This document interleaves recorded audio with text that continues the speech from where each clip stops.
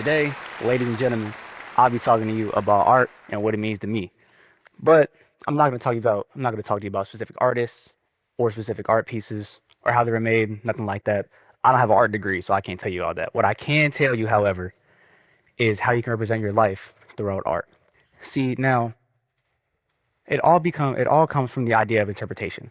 The idea of interpretation is a stylistic representation of a dramatic role or creative work, which is the exact way people take in art from the human eye.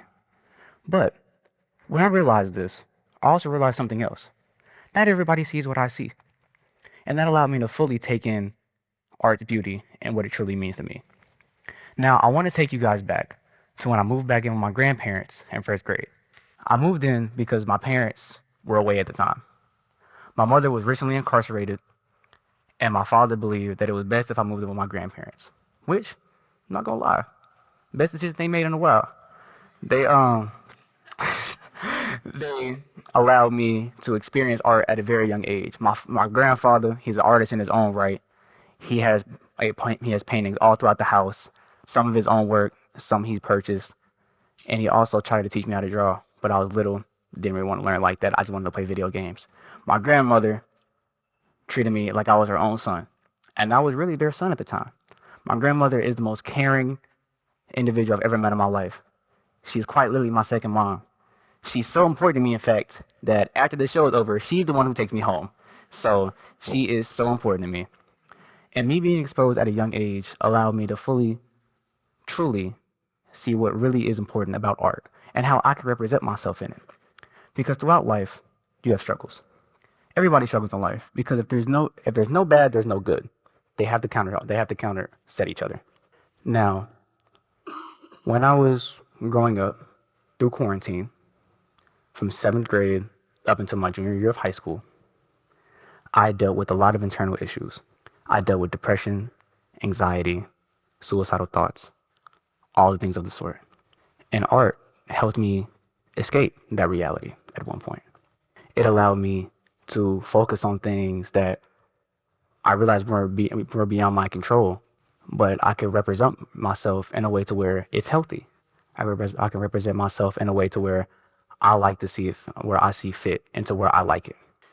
Now, me being exposed at a young age, like I've said, has allowed me to interpret life differently, interpret the world differently. And I know people don't see the same as I see it. Some people see different greens, different blues. I'm colorblind anyway, so I can't tell what is what. But it all depends on representation and how you represent yourself. And it has allowed me to fully conceptualize the beauty of art as a whole. Now, if you don't mind, I would like to direct your attention to the screen to where I have put a blood warning, by the way. I don't know if I said that already, but blood warning. I would like to direct your attention to the screen where I have displayed the photo Ivan the Terrible and his son, created by Ilya Repin in 1885. Now, I'll give you a couple seconds to see what you can find, see what's there, see what isn't there, and let you create an idea of what happened.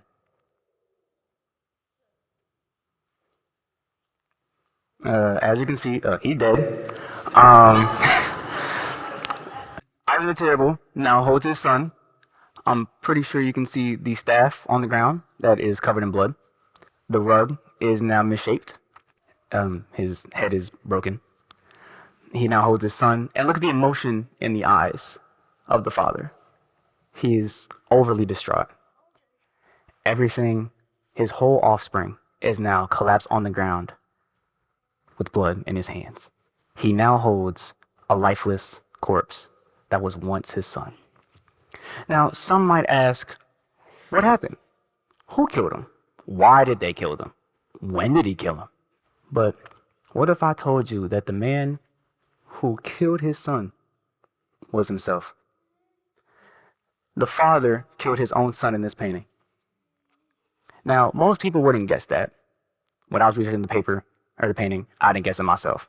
Now, it all becomes of the idea of perception.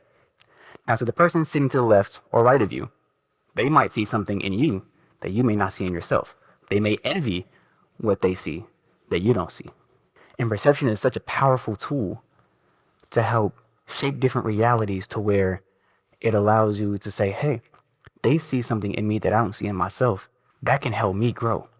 Because everybody wants to be the best person that they can be. That's the idea of representation and perception. Because representation is such a powerful tool to how you can represent yourself in a way where you see fit.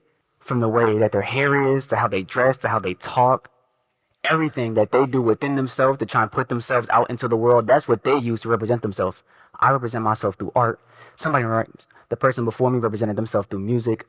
Every talk here represents themselves in a way that they see fit. It's their favorite interests, their favorite hobbies, and that's what they want you to know about themselves. That means something to them.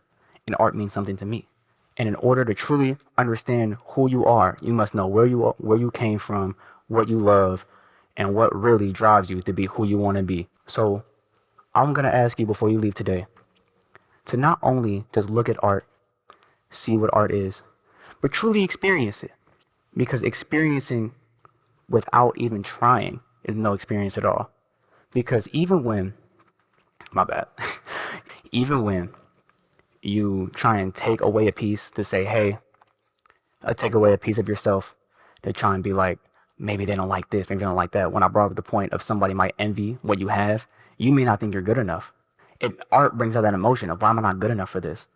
But you yourself are your biggest critic. And nobody likes their first draft of anything anyway. Nobody likes that. You always feel like you can improve, you can do better, you can do more. So when you believe that, when you believe there's always room for improvement, that's what can drive you to be who you really are. That's how you can represent yourself in a way to where you can be the best version of yourself at the top of your game, the peak of your confidence, everything that you want to be, you can be. And I do this because I myself am my own art piece. Thank you so much.